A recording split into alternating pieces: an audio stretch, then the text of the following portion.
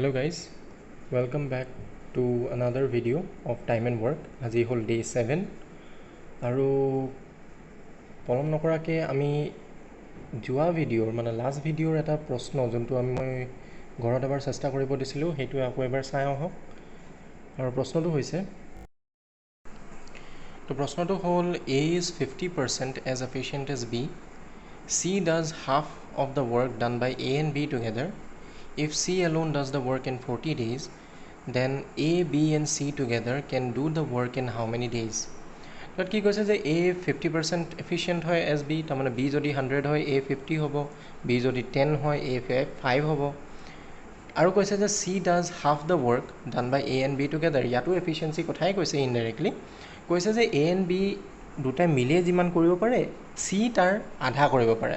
তো suppose A and B যদি দুটা 20 হয় দুটা মিলি পেলাই A plus B efficiency যদি দুটা প্লাছ কৰিলে 20 হয় C efficiency 10 হ'ব তাৰমানে বুজি পাইছে আৰু কৈছে যে if C alone does the work in 40 days এই ষ্টেটমেণ্টটো দি আমি টোটেল ৱৰ্ক উলিয়াই ল'ব পাৰিম যদি C efficiency আমি উলিয়াই দিওঁ কেনেবাকৈ তাৰপিছত কৈছে যে A, B আৰু C এ যদি গোটেইকেইটা মিলি সেই কামটো কৰিবলৈ লয় তেনে কিমান দিনত কামটো শেষ হ'ব তো যদি কৰিছে বহুত ভাল কথা আৰু চাওঁ হওক কেনেকৈ মই কৰোঁ এইটো তো ইয়াত আমি কি উলিয়াম প্ৰশ্নটো এবাৰ লিখি ল'লোঁ মই প্ৰথমতে আমি ৰেচিঅ'টো পাতি ল'ম ৰেচিঅ'টো উলিয়াবলৈ খুবেই easy A is 50% as efficient as B ক'লে তাৰমানে B যদি 100 হয় A 50 হ'ব তো Bটো লৈ লৈছোঁ আমি 100 A তেনেহ'লে 50 হৈ গ'ল এতিয়া কৈছে যে C এ আধা কাম কৰে A and B যোনটো টুগেডাৰ কাম কৰে সেইটো কম্পেৰিজনত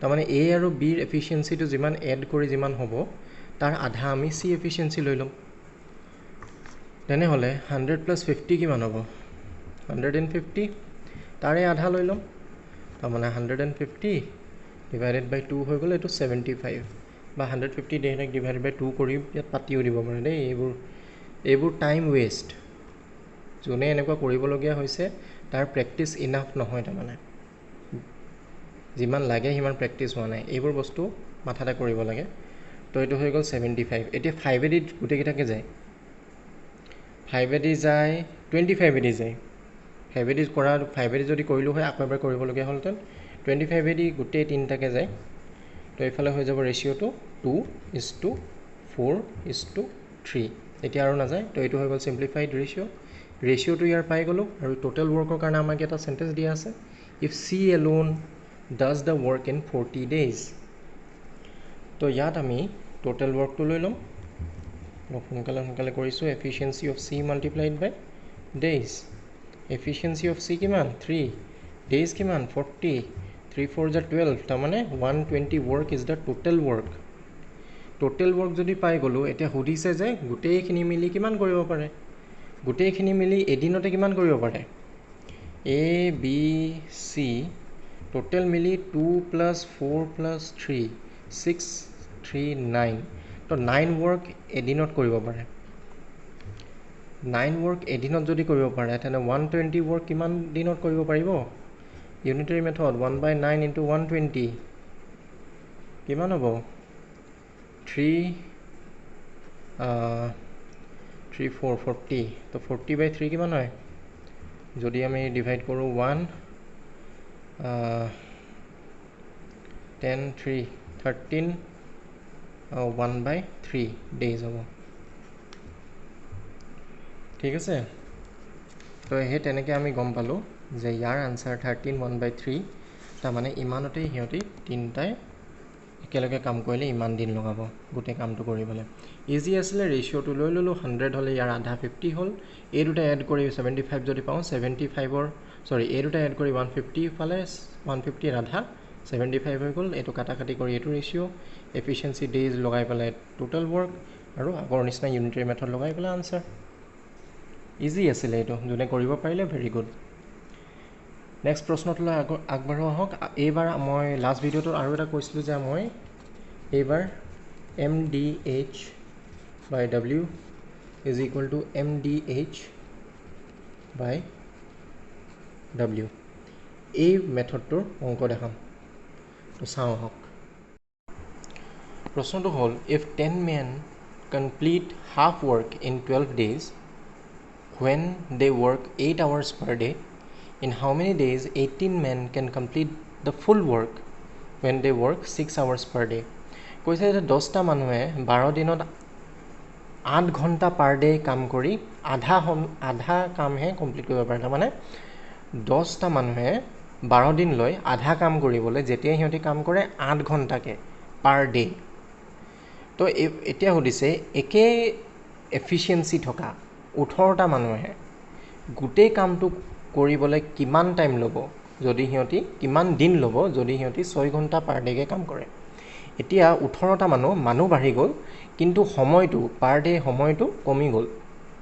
এতিয়া আৰু কামটোও বাঢ়ি গ'ল, কাৰণ সিহঁতি আধা কামহে কৰিছিল 10টা মানুহে 12 দিনত। এতিয়া আমি পূৰা কামটো লাগে।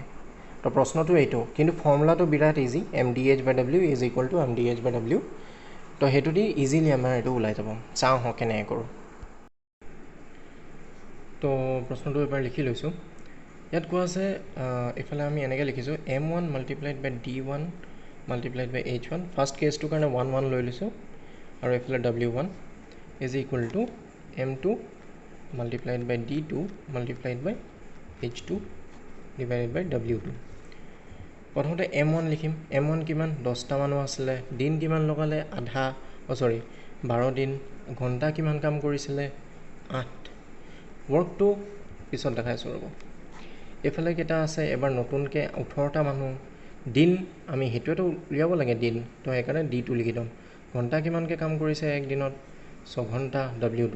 এতিয়া W1 আৰু W2 যিকোনো ল'ব পাৰে। যদি ইয়াত কৈছে এটা কাম কৰিবলৈ লাগে পূৰা ফুল কামটো, ইয়াত ইহঁতি আধা কামটোহে কৰিছিলে ইমান সময়ত।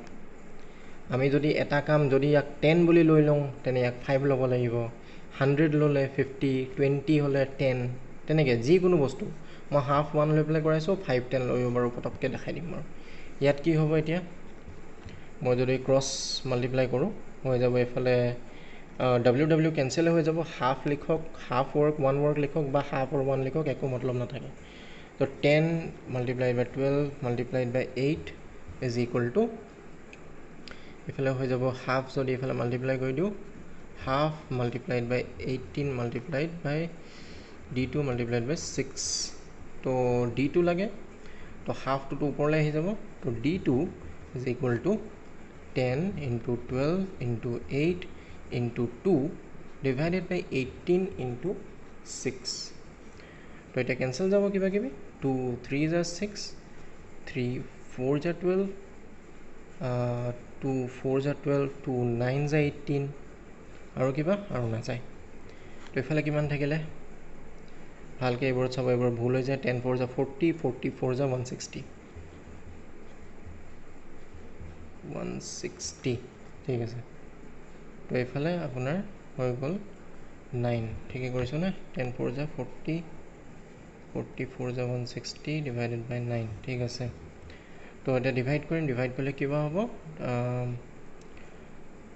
9 1 = 9, 7 70 হৈ যাব। 9 7 = 63, 7 হৈ যাব। তো 17 7/9 days হ'ব ইজ দ্য আনচাৰ। তাৰমানে 18টা মানুহে যদি 6 ঘণ্টাকৈ কাম কৰে, পূৰা কামটো কৰিবলৈ 17 7/9 days লাগিব। গম পালে? এইটো ফৰ্মুলাই আছেই। W1টো হাফ আৰু 1 ল'ব কৰিব পাৰি, তাৰপিছত ক্ৰছ মাল্টিপ্লাই কাটি কৰি ওলাই গ'ল। এতিয়া পটককৈ মই এইটো ধৰণে লৈ চাওঁ, W2 10 লৈ চাওঁ আৰু W1 5। কথাটো একেই হৈ যাব আল্টিমেটলি। তো এইটো এনেকৈ লৈছোঁ, W2 10 লৈ ল'লোঁ, তো ইয়াৰ আধা হ'ব 5। ইয়াতে কেঞ্চেলেই যায়গৈ। 5 2 = 10, আৰু এইফালে ছাপ'জ 2 3 = 6, 2 5। ঠিক আছে। তো D2 আল্টিমেটলি উলিয়াব লাগে। D2 ইকুৱেল টু কি হ'ব? 2 ইনটু 12 ইনটু 18 ইনটু 5টো এইফালে গুচি যাব 5 ডিভাইডেড বাই 18 ইনটু 3। ঠিক আছে। আকৌ এবাৰ চাওঁ। 3 4 = 12, 18 আৰু 18 কেঞ্চেল। চৰি, এইটো 18 নাছিলে নেকি? চৰি গাইজ, অলপ লিখোঁতে ভুল হৈ গ'ল। এইটো 8 আছিলে, তো এইটো হ'ব 8। তো 8টোক যদি আমি তথাপিও এনেকৈ কেঞ্চেল কৰোঁ, 3 2 4 = 8, 2 9 = 18 হ'ব। তো এতিয়া ওলাই যাব লাগে চাওঁ 2 4 যে 8 8 ইনটু 4 5 যে 20 8 ইনটু 20 আকৌ 160 বাই 9 এইবাৰ আকৌ হৈ গ'ল 17 7 বাই 9 ডেইজ আপোনাৰ এই মেথডটো যদি ভাল লাগিছে এইটো মেথড দি কৰক আৰু নহ'লে যদি এই মেথডটো ভাল লাগিছে হাফ আৰু 1 লৈ পেলাই এইটো মেথড দিও কৰিব পাৰে ঠিক আছে আশা কৰিছোঁ বুজি গ'ল নেক্সট প্ৰশ্নটোলৈ আগত বাঢ়ো আহক A contractor employed 50 men for 100 days but later on he realized that just after 25 days only 20% of the work is completed. How many extra days than the scheduled time are required to complete the work?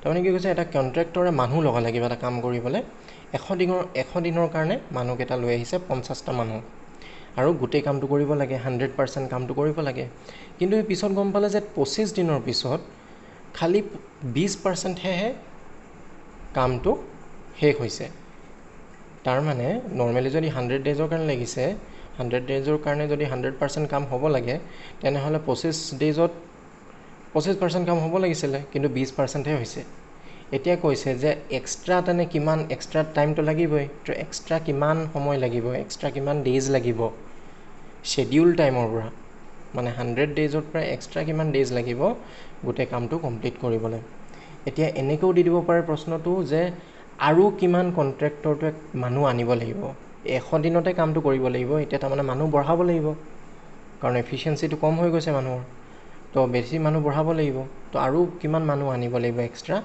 যাতে 100 দিনতে গোটেই কামটো complete হৈ যায় তেনেকৈও দিব পাৰে কিন্তু ইয়াত প্ৰশ্নটো দিছে যে এক্সট্ৰা আৰু ডে কিমান লাগিব তো পজ কৰি পেলাই এবাৰ ট্ৰাইও কৰি চাব পাৰে নহ'লে আগবাঢ়ো আহক এনচাৰটোলৈ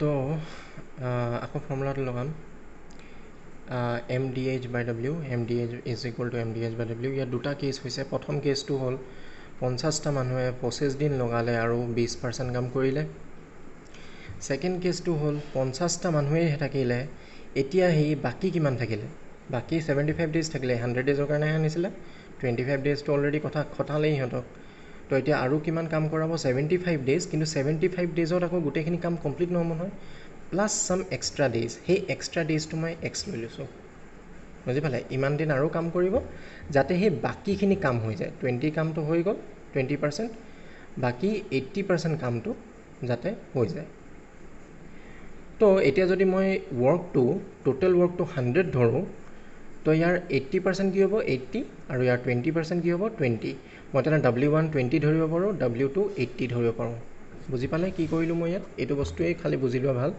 বুজি লোৱা মানে হেৰি কথাটো এইটোতে আছে এইটো বুজি গ'লে হৈ গ'ল 50 মেন 25 ডেজ ল'লে 20% কাম কৰিবলৈ টোটেল ৱৰ্কটো ছাপ'জ মই 100 ধৰিলোঁ তো 20% হৈ গ'ল 20 এতিয়া নেক্সট কেছটোত হ'ল 50 মেনে আৰু বাকী থাকিলে 75 কিন্তু 75ৰ পূৰা কামটো শেষ নহয় 75 আৰু কিছুমান এক্সট্ৰা ডেজ লাগিব বাকীখিনি কাম কৰিবলৈ বাকীখিনি কিমান থাকিলে 20%টো হৈ গ'ল 80% বাকী থাকিলে তো 80 কাম কৰিব থাকিলে বাছ তো M1 হৈ গ'ল 50 মাল্টিপ্লাইড বাই 25 ডেজ ইয়াত আৱাৰ্ছ নাই তো আৱাৰ্ছ নিদিওঁ ৱৰ্ক হৈ গ'ল 20 ইজ ইকুৱেল টু এইফালে হেৰি হৈ গ'ল মেন হৈ গ'ল আকৌ M2 হৈ গ'ল 50 ডেজ হৈ গ'ল 75 প্লাছ এক্স এই এক্সটো এক্সট্ৰা ডেজ আৰু এইফালে হৈ গ'ল 80 এইটো বিৰাট ইজি 50 50 কেঞ্চেল 20 80 4 টাইমছ যায়